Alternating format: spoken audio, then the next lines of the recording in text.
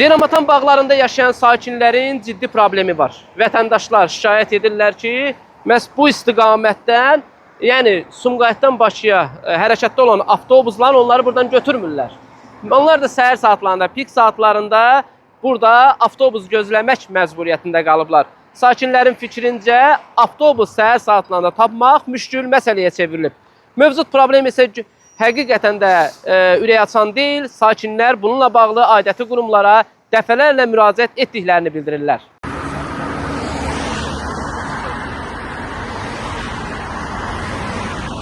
Sumqayıtdan Bakıya hərəkət edən avtobuslar Ceyranbatan bağları istiqamətində sərnişinləri götürə bilmir.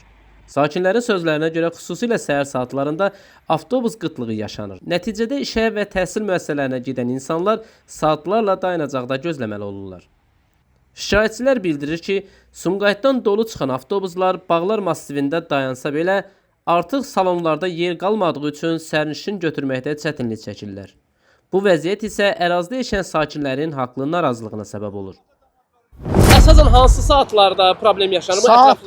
Saat 6 ilə demək 9 ətrafında, bəli. Saat 6 ilə 9 ətrafında Sumqayıtdan Bakıya getmək həqiqətən də çox çətindir.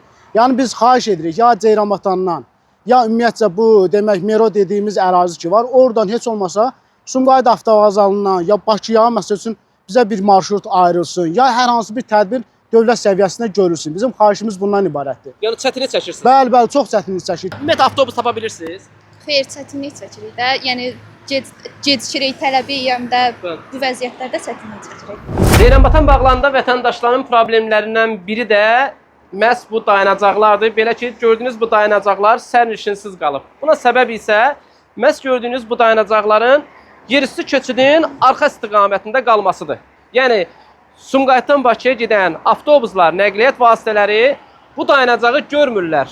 Sərnişinlər də məcbur qalıb taksilərdən istifadə edirlər.